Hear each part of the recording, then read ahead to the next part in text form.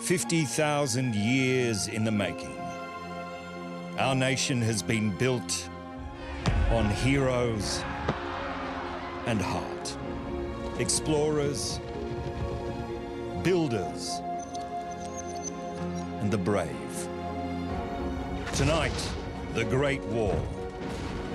A young nation is dragged into its first global conflict. From the Middle East to the vast fronts of Europe.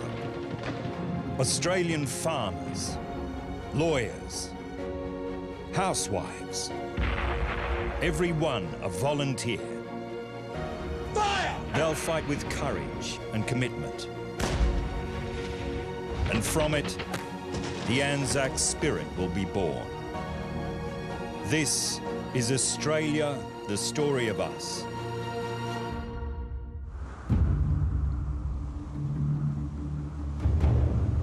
Anzac Day, 1915, 4:30 a.m. An Australian submarine enters the most dangerous shipping channel on Earth. The crew's orders: penetrate the sea lanes behind Gallipoli and sink Turkish ships. Their success or failure will help determine the fate of the Gallipoli campaign and 20,000 Australian volunteers. The reason so many people volunteered for that war was because they saw that need to serve and protect our way of life. Lieutenant Commander Henry Stoker, captain of the AE2, prepared to take her where very few dare. The captain of AE2 was a maverick. 3 other British submarine commanders refused. They did not like the idea of going through the Dardanelles. In fact, they said it couldn't be done. From August 1914, Germany and Britain are at war. Turkey sides with Germany. Australia backs Britain with all the money and men it can muster. There was really, tragically, a notion that a nation was not a nation until it had spilt blood, until your young men have proven themselves in battle. Australia's first great battle of World War I begins here. The Dardanelles. The narrow waterway the Allies must control to defeat Turkey. The Gallipoli Peninsula guards its entrance. To the northeast, crucial supply lines from Turkey's capital. All heavily defended. Oslo ahead! Stoker and his crew enter the home waters of the Turkish Navy. Massive guns defend its shores. Enemy fire! 300 degrees. Emergency dive 10 down, maintain at 70. Diving, sir! Load forward ballast! Loading forward ballast! At 30.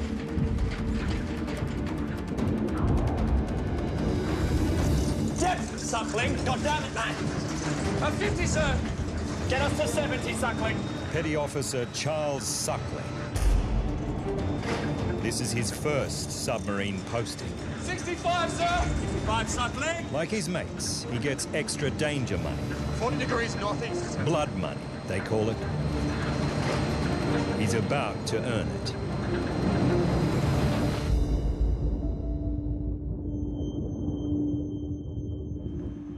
In 1915, submarine warfare is new and dangerous.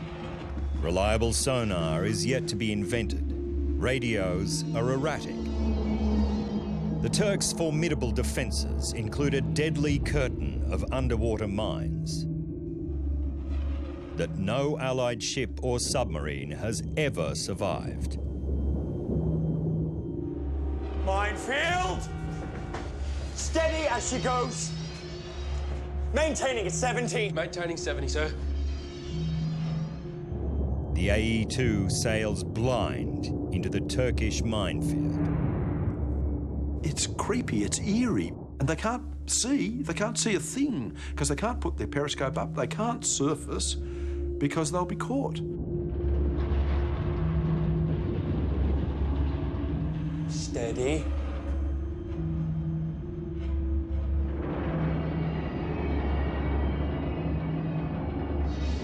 the lives of Suckling and his mates hang by a thread. The next hour provided an experience never to be forgotten. The rappings and scrapings on the hull of the boat by the mooring wires of the mines seemed never-ending.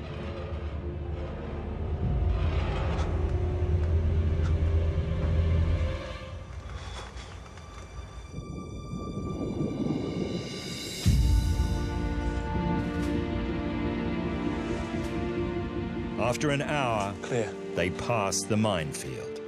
To be inside AE2 is terrifying. This is a steel can, which if it's punctured underwater will drown you, and if it surfaces, it's likely to kill you from gunfire.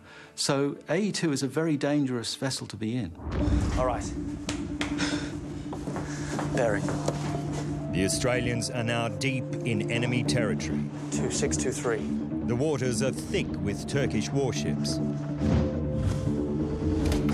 25, sir. They are both targets and threats to the AE2. The submarine's periscope gives away her position. Enemy fire, short position, 600 yards. The Turks attack just as the Australians prepare to strike. Prepare bow torpedo. Torpedo ready, sir. 300 yards. Fire! A steel tube traveling at 20 kilometers per hour, packed with over 150 kilograms of explosives. Enough to blow a hole the size of a house in a ship's hull.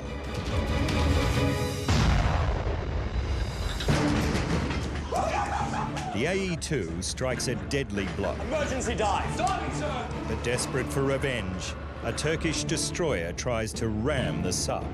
We're at 30. Readings. At 50, sir.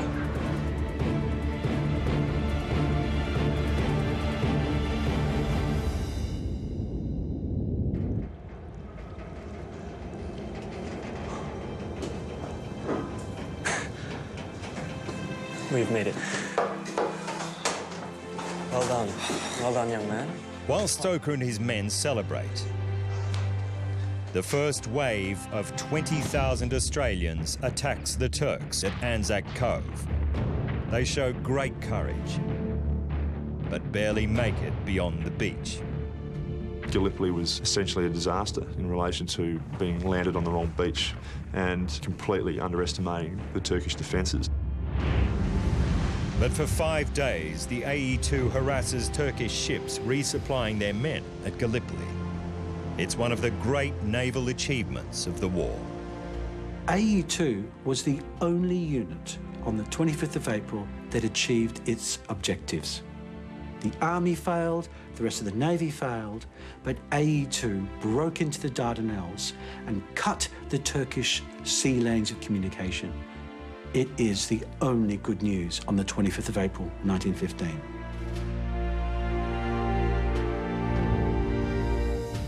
The AE2 fights until she's too badly damaged to continue. Her crew abandon ship and sink her. Stoker and his men spend the next 3.5 years as prisoners of war. The Australian submarine still lies at the bottom of the Sea of Marmara. In some ways, the AE2 is too successful. Her breakthrough encourages the British commanders at Gallipoli to stick to their flawed invasion plans. Coming up, he's a 5'5" roo shooter from Queensland with a mission. Billy sings like a modern rock star. Everyone in Anzac knows him. In one of the deadliest duels of Gallipoli, who will survive when Australia's most lethal sniper faces off against Turkey's top marksman?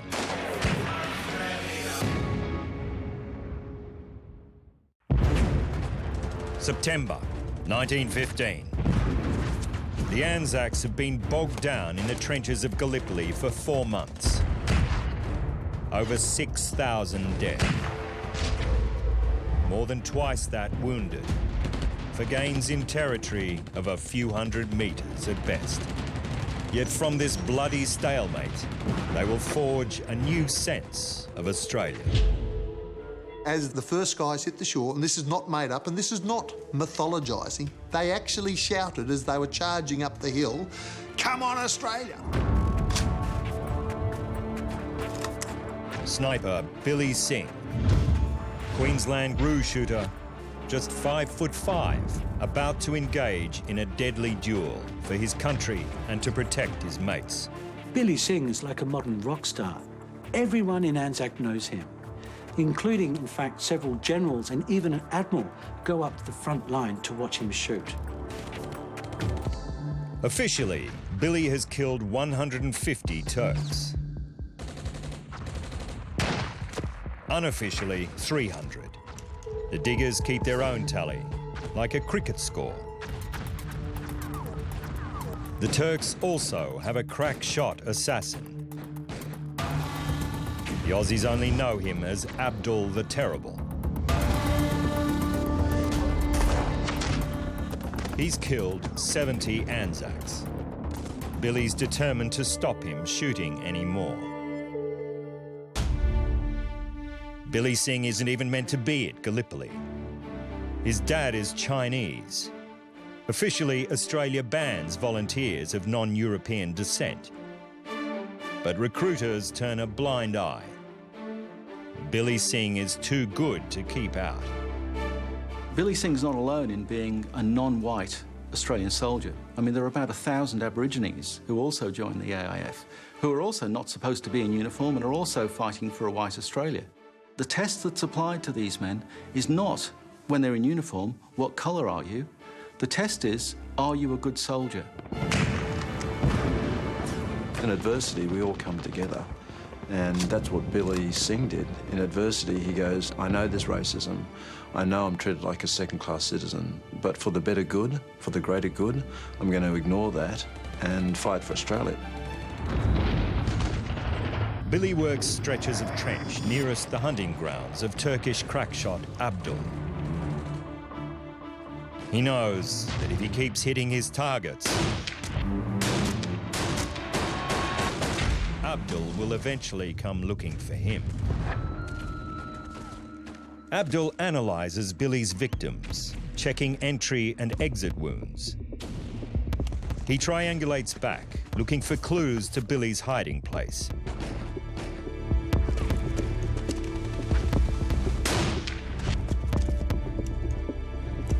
Abdul will stalk Billy for weeks.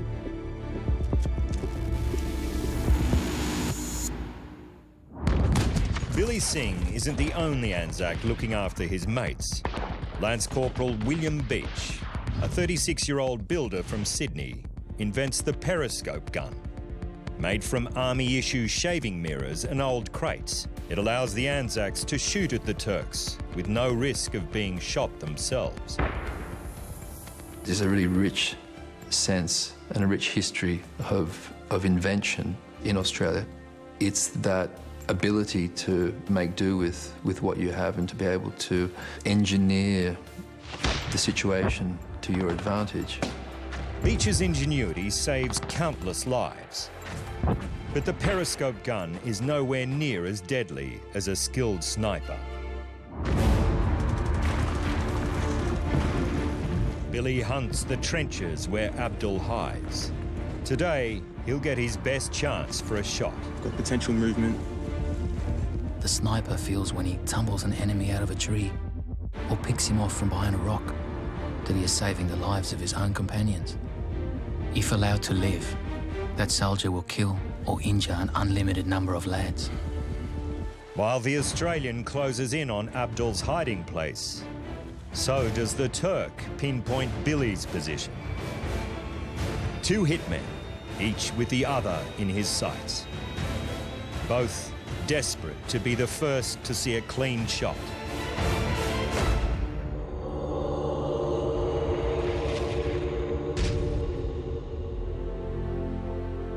Billy wins a rare personal battle in this industrial-scale war. He's awarded the Distinguished Conduct Medal for his skill and courage. He puts his life on the line every day for his country and his mates.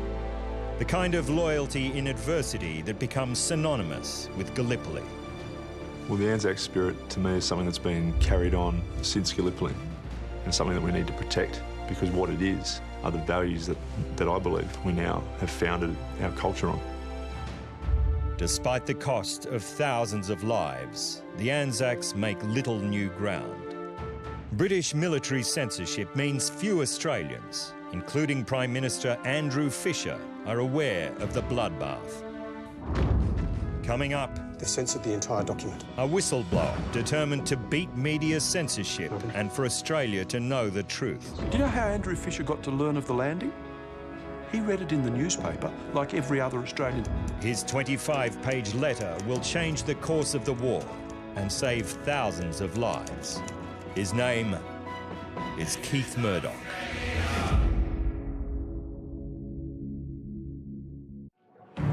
September 1915, Marseille, France.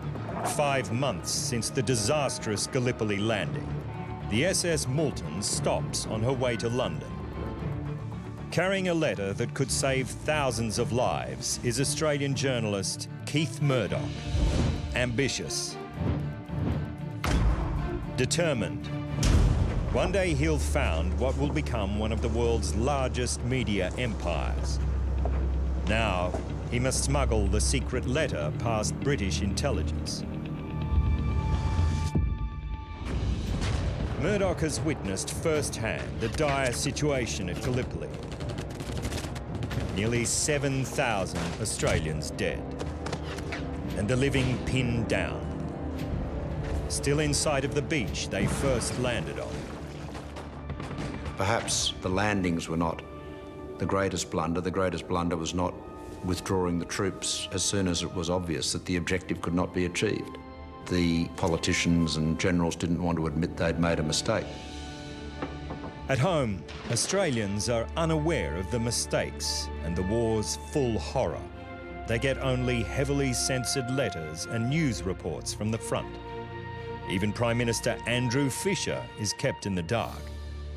Do you know how Andrew Fisher got to learn of the landing? He read it in the newspaper like every other Australian citizen. That's the level of knowledge that the British allowed him to have. And he was the Prime Minister tasked with the responsibility of placing his troops in war. At Gallipoli, Murdoch gets the digger's perspective and quickly realises what Australians are up against. I have given only a bare impression of life at Anzac. Life that is spiritual, mental and physical pain. No one at home can imagine what it is. It is worse than any picture conjured by inexperienced, peaceable Australians. Mr. Murdoch, please take a seat. Murdoch meets British journalist Ellis Ashmead Bartlett. He's been at Gallipoli since the landing, trying to tell the truth about the campaign. But military censors delete the grim facts. They censored the entire document. Everything. I need you to do something for me. Together, the two journalists hatch a plan to blow the whistle on the Gallipoli disaster. A letter to the British Prime Minister that could save thousands of lives and put both of them in jail. Whistleblowers wrestle with some really difficult ethics because for the most part, they need to break contracts, break agreements, even break the law. And they wouldn't do that if it didn't mean a lot to them on an ethical level. In Marseille, British intelligence officers hunt for Murdoch. They're acting on a tip-off. Rumours swirl that Murdoch has been betrayed by a fellow journalist.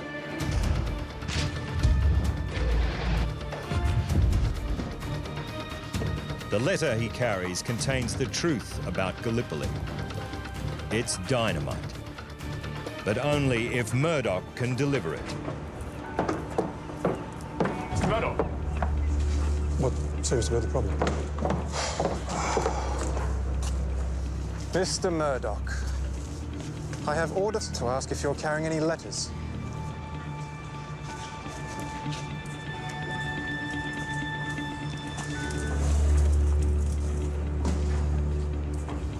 Yes, I have one. It is for the Prime Minister of England. On the authority of His Majesty's government, I order you give it to me. Will it reach the Prime Minister? I presume it will, yes.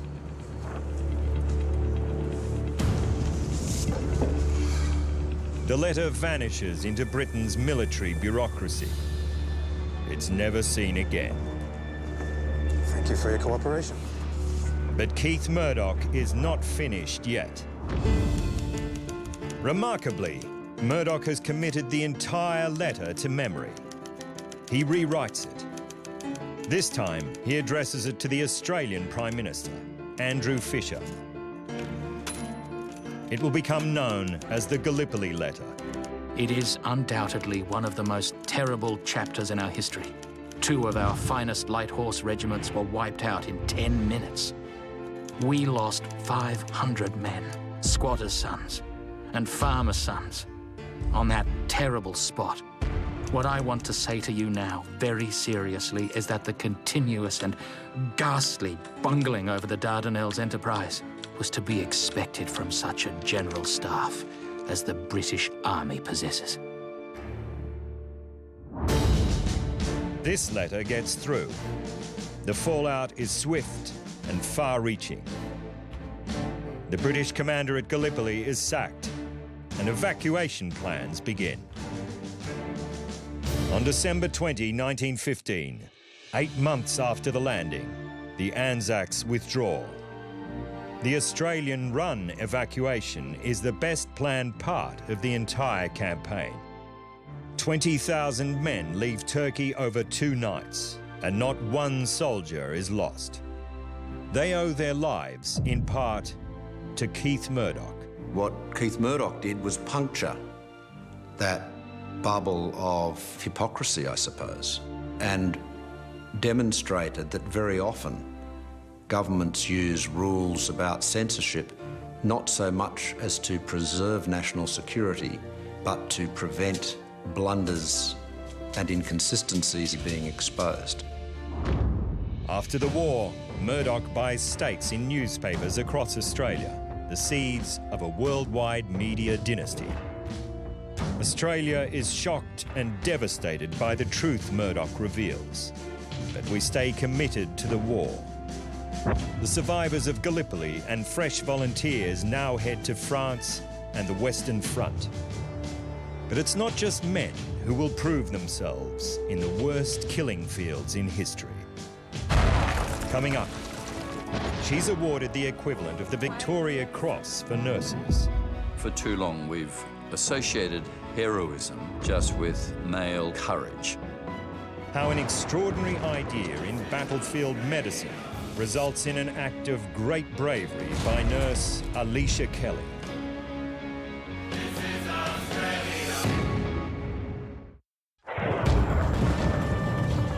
August 21, 1917, Brandhoek, Belgium. German shellfire creeps closer to an Australian casualty clearing station, a frontline hospital. Squeeze my hand, that's the way. Alicia Kelly, a war nurse since Gallipoli. She routinely saves severely wounded men. But today, Alicia must choose between her own safety and the lives of her patients. He's bleeding, he's in and out of consciousness and no anaesthetic. I think the Australian character is at its best when it's tested. It's that ability to put aside ourselves and do what needs to be done for the good of our fellow man.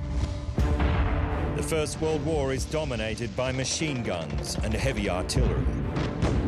They create injuries on a scale never seen before. And by far the bloodiest fighting is on the Western Front. The front is a vast series of trenches, 700 kilometers long, stretching from the Swiss border to the Belgian coast. Here, 2 out of 3 Anzacs are killed or wounded, the highest casualty rate suffered by any country in the British Empire. Wounded men are treated far behind the front line. The journeys are long and dangerous, and many die before reaching help. But a new idea will save thousands. Casualty clearing stations close to the battlefront. The casualty clearing stations were moved within 6 to 10 kilometres of the front line, which meant that the seriously wounded men were able to get the major surgery that they needed as soon as possible. Squeeze my hand. We know from studying the medical literature today how important it is to get to trauma quickly. So it was very innovative that they had this mentality back then in the First World War. But how close to the front line is too close? The Germans are only 7 kilometres away. Their guns can lob shells over twice that distance. It's gonna be fine. And the shelling is getting closer. Working alongside Alicia is Padre Evelyn Muncham. The noise of the guns has been startling and deafening. One bomb fell close to the sisters' quarters, killing an officer and an orderly.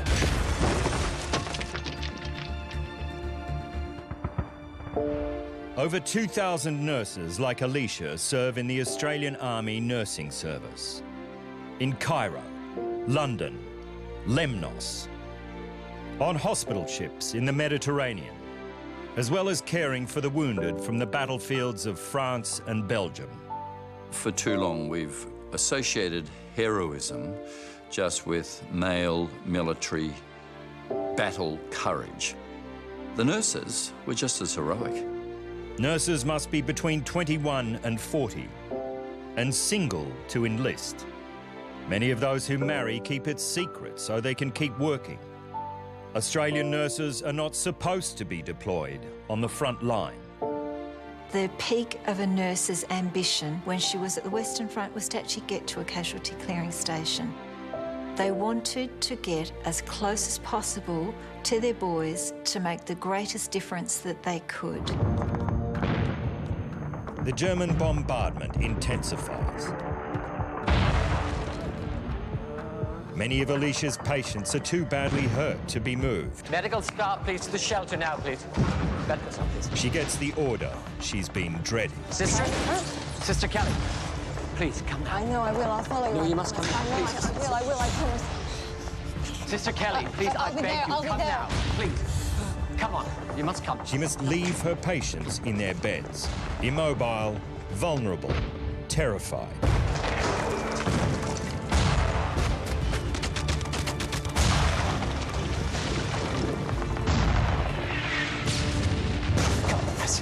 Nurse Kelly, keep going. I'm going back in.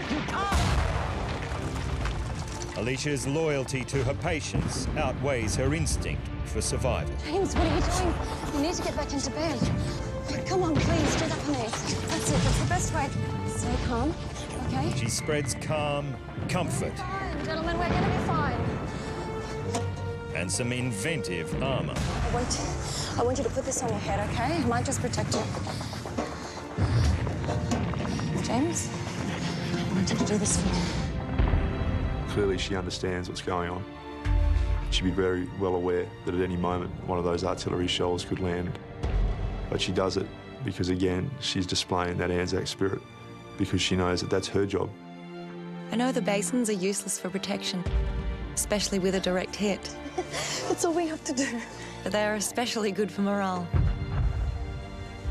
The women were told not to talk to men, which, being Aussie girls, they did all the time. I mean, they developed a personal relationship with patients.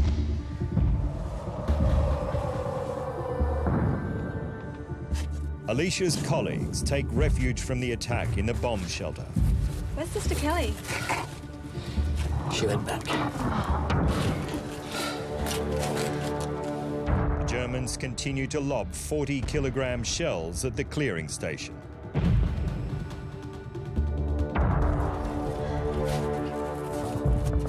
Padre?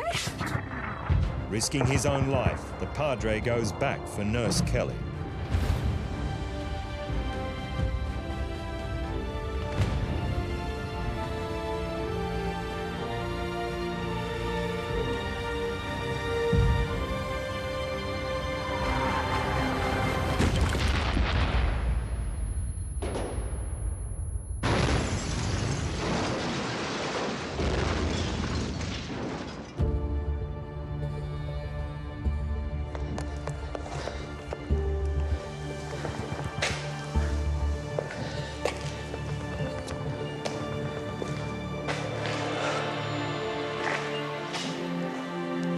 She didn't even realise how brave she had been. She was merely concerned that she would get into trouble because she disobeyed the original order to leave the men and go to the dugout. For her conspicuous gallantry under fire, Nurse Alicia Mary Kelly receives the Military Medal, the equivalent of the Victoria Cross for nurses. Australians have that incredible ability to rise out of the darkness into the light with humour and grace. They don't wallow in self-pity. They really do go, she'll be right. And with a mate by your side, you can get through anything. For 4 long years, Australians continue to fight and die bravely in World War I. But the cost in lives, money and grief comes close to breaking our young country. Australia and its allies are desperate to end the horror of the trenches. Coming up, bold, daring, heavily outnumbered. How Melbourne solicitor Pompey Elliott's radical plan rewrites the military handbook. It's time. He called a spade a bloody shovel, but he was also an outstandingly successful commander. And helps deliver the Allies' victory in the First World War.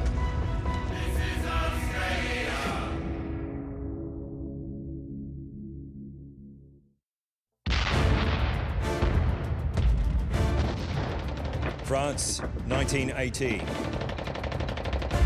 4 years of war produced the greatest concentration of firepower the world has ever seen. A battlefront of hellish trenches, 700 kilometres long. Millions of soldiers hurl themselves at their enemy's guns in dawn attacks. The scale and speed of the killing is the worst in history, all for gains of a few kilometres at best. Until, following a radical plan, an army of 4,500 Australians goes forward from their trenches at night. They're about to launch a surprise attack on the town of Villers-Bretonneux, held by battle-hardened Germans.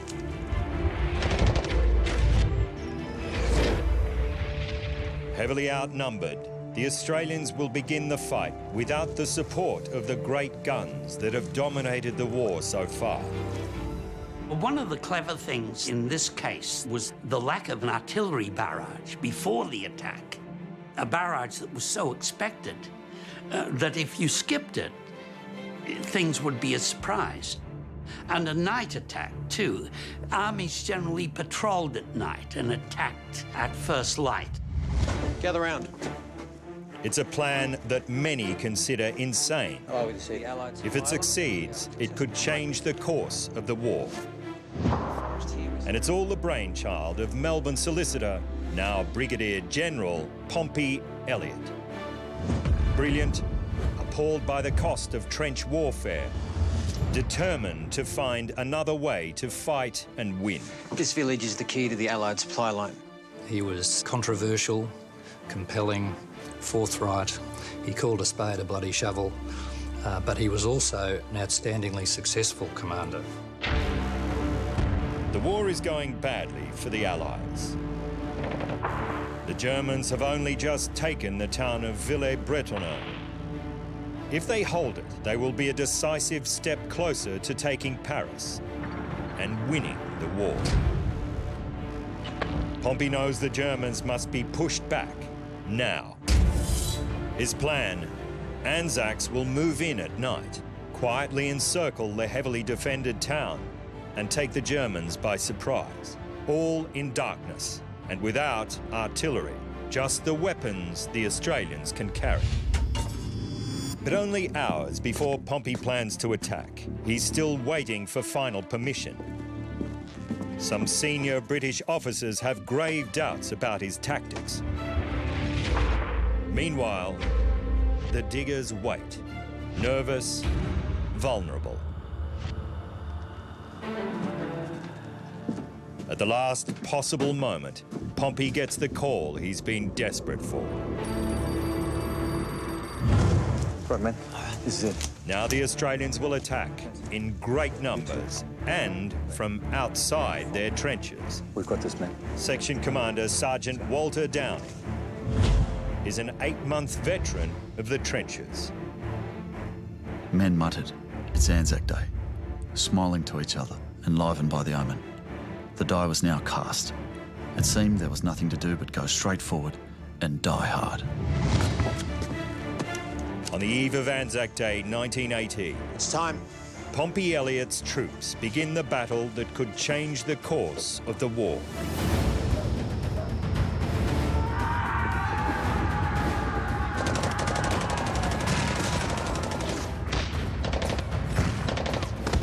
Sergeant Downing and his men are among the first Australians to storm Villers-Bretonneux and its formidable German defences. Despite being heavily outnumbered, the Anzacs are relentless. They were full of running. They would have been very hard to stop. In the initial charge, 1 in 3 Australians falls. They fight on through the night.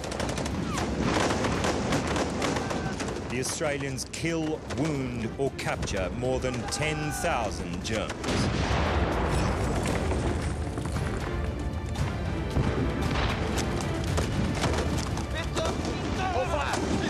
On your knees! By dawn, the Australians have broken their enemy. Pompey Elliott's audacious plan has come off.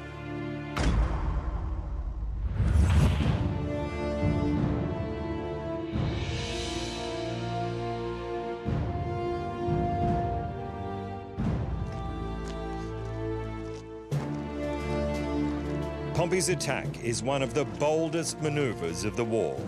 It's key to transforming the way the Allies fight from now on. I think every Australian should know the name Pompey Elliott. To go from being a solicitor to actually a commander of one of the most brilliant victories at Villers-Bretonneux is just a story that every Australian's chest should swell with pride. The Australian victory marks the beginning of the end of the war. Pompey and his troops continue their surprise attacks. In 6 months, Germany will surrender. The French never forget the 1,200 Anzacs who died liberating their town, or the Australians at home whose donations help rebuild it. To this day, a special bond remains. Now, of course, it's considered a little bit of Australia in France, and every Villers-Bretonneux child is an honorary Australian. The Australian flag still flies proudly over Villers-Bretonneux. Since 1918, the main street is called Rue de Melbourne. Visitors from Australia are welcomed with open arms.